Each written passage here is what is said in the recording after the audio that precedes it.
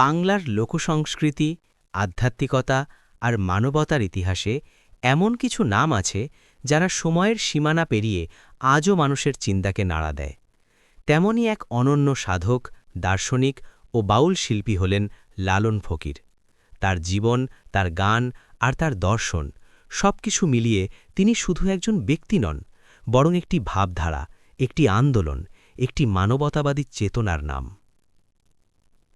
লালন ফকিরের জন্ম নিয়ে সুনির্দিষ্ট তথ্য পাওয়া যায় না। কেউ বলেন তিনি হিন্দু পরিবারে জন্মেছিলেন, আবার কেউ বলেন মুসলিম পরিবারে।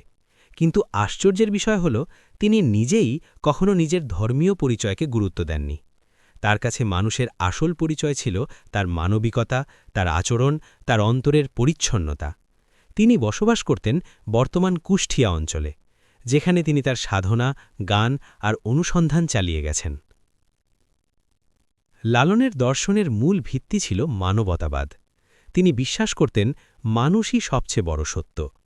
সমাজে যখন ধর্ম, জাত, বর্ণ, শ্রেণী নিয়ে বিভেদ তৈরি হয়, তখন তিনি সেই বিভেদের বিরুদ্ধে অবস্থান নেন। তার বিখ্যাত প্রশ্ন, সব লোকে কয় লালন কি জাত সংসারে, শুধু একটি গান নয়, বরং সমাজের প্রতি একটি গভীর প্রশ্ন, একটি চ্যালেঞ্জ। এই প্রশ্নের মাধ্যমে তিনি বোঝাতে চেয়েছেন মানুষকে কোনো পরিচয়ের গণ্ডিতে আবদ্ধ করা যায় না। লালন ছিলেন বাউল সম্প্রদায়ের একজন গুরুত্বপূর্ণ প্রতিনিধি। বাউলরা মূলত দেহতত্ত্ব ও আত্মতত্ত্বের সাধক।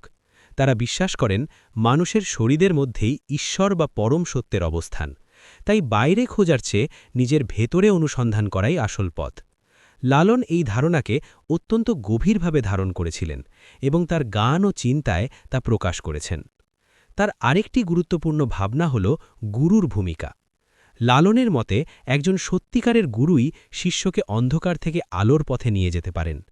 কিন্তু সেই গুরু হতে হবে জ্ঞানী, নির্লোভ এবং সত্যের পথের পথিক। কারণ আধ্যাত্মিক পথে সঠিক দিক নির্দেশনা ছাড়া এগোনো কঠিন। লালনের গানগুলো এই দর্শনেরই বহিঃপ্রকাশ।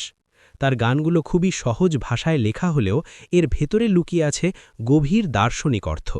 যেমন খাঁচার ভিতর অচিন পাখি। এই গানে তিনি দেহকে একটি খাঁচা এবং আত্মাকে একটি অচেনা পাখির সাথে তুলনা করেছেন। এখানে তিনি বোঝাতে চেয়েছেন আমাদের দেহ ক্ষণস্থায়ী, কিন্তু আত্মা অজানা, অদৃশ্য এবং চিরন্তন। এই আত্মাকে বোঝাই হচ্ছে জীবনের মূল সাধনা। আরেকটি গান মানুষ ভজলে সোনার